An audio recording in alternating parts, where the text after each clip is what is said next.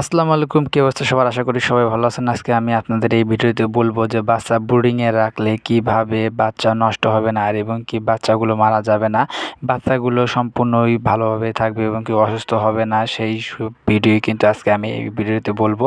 বাচ্চা প্রথমে আপনারা সবাই ব্রুডিংয়ে রাখবেন এবং কি ব্রুডিংয়ে রাখা অবস্থায় তাপমাত্রা সবসময় দেখবেন, মাপ দেবেন যে তাপমাত্রা যেন অতিরিক্ত না হয় এবং কি এর পাশাপাশি আপনাদেরকে রেনামাইসিন এবং কি আরও অন্য ভিটামিনগুলো খাওয়াতে হবে। সেইগুলো যদি আপনি সম্পূর্ণ নিয়মে মেনে যদি আপনি যে মুরগি যদি লালন পালন এবং কি মুরগিকে খাদ্য এবং কি ওষুধ সব ঠিক মতো দেন, তাহলে আশা করা যাচ্ছে আপনার মুরগি একটাও নষ্ট হবে না। দুই একটা হঠাৎ করে মারা যেতে পারে, কিন্তু ভুলবশত করে আপনার মুরগি কোনো সমস্যা হবে না। মুরগিগুলো অনেক ভালো হবে এবং কি অনেক দ্রুত বেড়ে যাবে।